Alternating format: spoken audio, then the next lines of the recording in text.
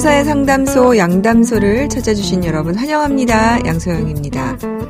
A씨는 한 달여간 피해 여성에게 무려 580회에 걸쳐서 전화를 걸거나 문자 메시지를 보내면서 집요하게 괴롭혔습니다. 피해 여성이 수신을 거부하자 급기야 여성의 집 현관문을 대형 쇠망치로 파손까지 했는데요. A씨가 이렇게 한 이유는 무엇일까요?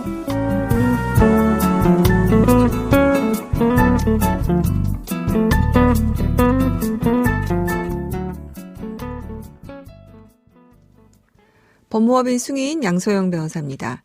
네, 짐작하셨겠지만 A씨는 지인을 통해 알게 된 여성이 자신을 멀리하고 만나주지 않자 이 같은 범행을 저질렀다고 합니다. A씨는 범행 직후 경찰에 자수를 했고 이후 법원은 A씨가 피해자에게 연락할 수 없도록 잠정 조치를 내렸는데요. 그럼에도 법원의 명령을 따르지 않고 다른 사람 휴대전화로 피해 여성에게 전화를 걸어 또 심한 욕설을 퍼붓었다고 합니다. 네, 요새 정말 소위 이별 범죄가 굉장히 심각한데요. 결국 법원은 스토킹 범죄 처벌 등에 관한 법률 위반 혐의 등으로 기소된 A씨에게 징역 2년을 선고했습니다. 그리고 40시간의 스토킹 치료 프로그램 이수도 명령을 했습니다. 재판부는 이 사건 범행으로 피해자는 물론 그 가족까지 극심한 정신적 피해를 입었다면서 피고인은 과거 살인, 상해치사 등 폭력범죄로 10차례 이상 처벌받은 전력이 있고 누범 기간 중에 다시 범행을 저질렀네요. 피해자가 그래서 이 부분에 대해서 또 엄벌을 탄원하는 점 등을 종합해서 형을 정했다. 이렇게 양형 이유를 밝혔습니다. 네, 스토킹 범죄는 재범이 이렇게 빈번하게 나타나고 범죄 강도가 점점 강해지는 특성을 보인다고 합니다.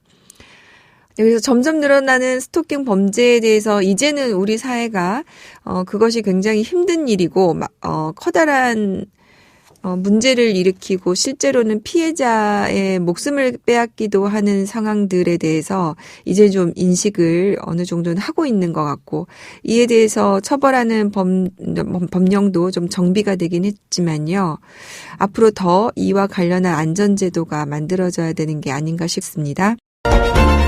화나고 답답하고 억울한 당신의 법률 고민 함께 풀어볼게요.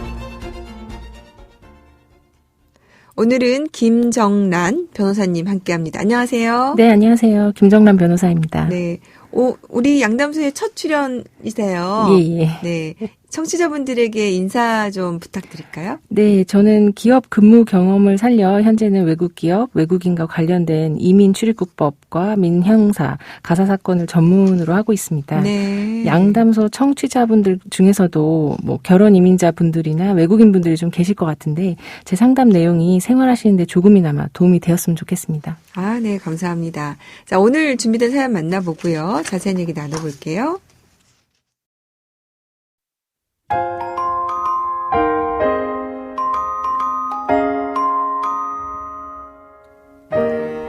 저는 지난해 서울의 한 낡은 건물 1층에 월세 계약을 했습니다. 건물 근처 공인중개사 사무소에서 임대차 계약을 했는데요. 당시 중개사는 제가 계약하는 사무실의 용도를 업무시설로 설명을 했고 저는 이전 임차인에게 권리금으로 450만 원을 지급했습니다. 하지만 알고 보니 이 건물의 용도는 주택이었습니다. 공인중개사가 용도가 주택으로 기재되어 있는 건축물 대장을 보여주지 않아서 저는 억울하게 권리금만 낸 겁니다. 문제는 이뿐만이 아니었습니다. 인테리어 공사를 마친 후 사무실에 입주했는데 사방에서 바퀴벌레가 튀어나와 살 수가 없는 겁니다. 바퀴벌레가 많아도 너무 많다 싶어 건물 옥상에 올라가 보았는데요. 세상에 옥상에는 임대인이 비둘기들을 100마리 가까이 키우고 있었고 비둘기의 배설물로 건물 전체가 바퀴벌레 집단 서식지가 된 것입니다. 저는 너무나 놀라서 공인중개사에게 항의를 하고 임대인에게 바퀴벌레를 없애달라고 요청을 했는데요. 임대인은 소독약만 살짝 뿌리고 마는 겁니다. 안 되겠다 싶어서 제가 직접 해충 방제 기업에 문의를 했는데요. 옥상에 비둘기 서식지를 없애지 않은 한 그 무엇으로도 바퀴벌레를 없앨 수 없다고 처리 불가 의견을 내놓고 철수했습니다. 이 사무실을 도저히 쓸 수 없는 상황인데요. 임대 계약을 파기할 수 있을까요?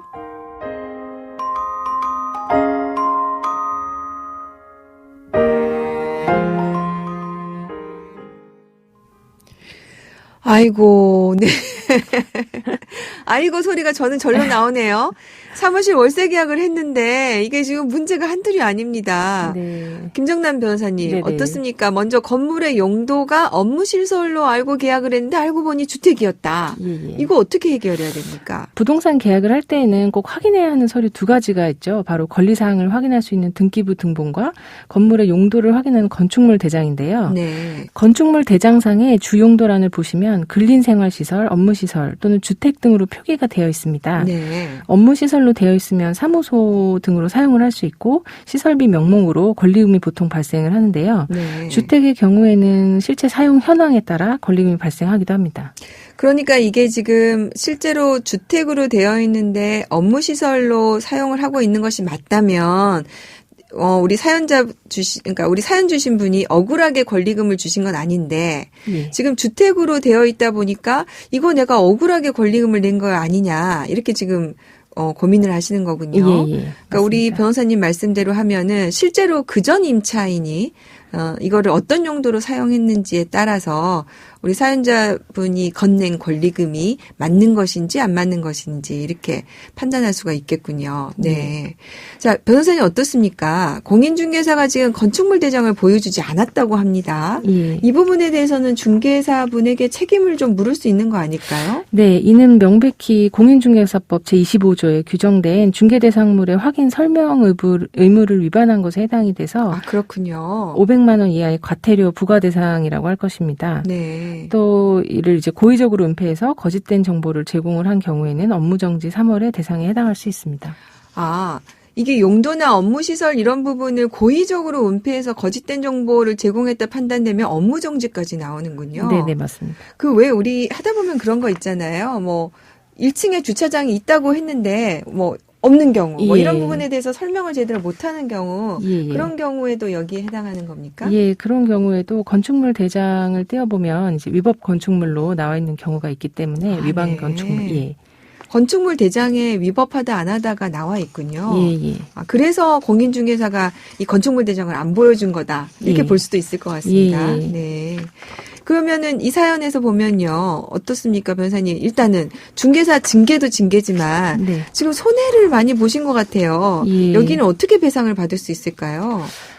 일단 중개업자는 중개 행위를 할 때 고의나 과실로 인해서 거래 당사자에게 재산상 손해를 발생하게 한 때에는 그 손해를 이제 배상할 책임이 있다는 것이 우리 판례의 태도이기 때문에 네. 임차인은 이 부동산에 대해서 중개사에게 지급한 중개 수수료와 시설비 지출 부분, 상가로 또 잘못 알고 지급한 권리금을 임차인에게 반환하도록 청구를 할 수 있습니다. 네. 그것 말고도 또 얼마나 많은 손해가 있겠습니까? 이렇게. 지금 더 큰 문제가 바퀴벌레 아니에요. 예. 네. 자, 영업이 불가능할 정도로 많다고 하는데 이럴 경우에 계약 파기를 할 수 있겠습니까? 일단 바퀴벌레 집단 서식지가 된 옥상 비둘기 사육시설 철거를 해주고 있지 않기 때문에 이제 사연자는 사무실을 정상적으로 이제 사용할 수 없는 상태에 이르는 것인데요. 그러게요. 예, 이는 곧 이제 민법 623조에 임대인은 목적물을 임차인에게 인도하고 계약 존속 중에 그 사용 수익에 필요한 상태를 유지하게 할 의무를 부담한다. 네. 는 임대인 의무를 위반한 것에 해당한다고 할 수 있습니다. 네.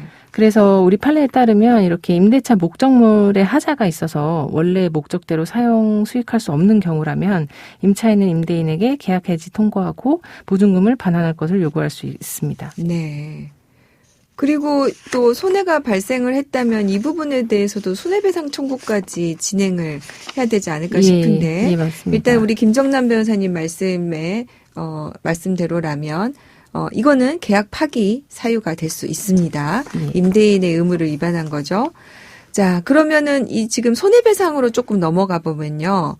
보증금을 반환하지 않는 경우 또 인테리어도 했는데 이런 손해들에 대해서 어떻게 하면 좋을까요? 임대인이 보증금을 반환하지 않는다면 임차인은 일단 보증금을 반환받기 전까지 임대 목적물의 인도를 거부할 수 있습니다. 그런데 보통 임차인의 사정상 이사를 나가야 할 경우가 있죠.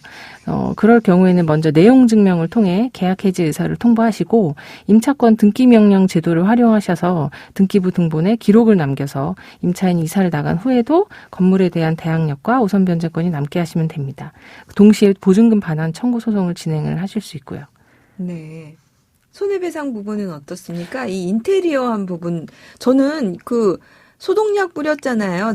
그리고 그런 부분. 그 다음에 예. 해충 방지에 기업에 문의한 거. 이런 네. 비용도 다 청구할 수 있어야 되지 않을까요? 인테리어까지 하면서 들어간 부분 비용뿐만 아니라 원상회복 비용까지 한꺼번에 손해로 별도로 청구를 할 수 있겠다고 했습니다. 아, 그렇군요.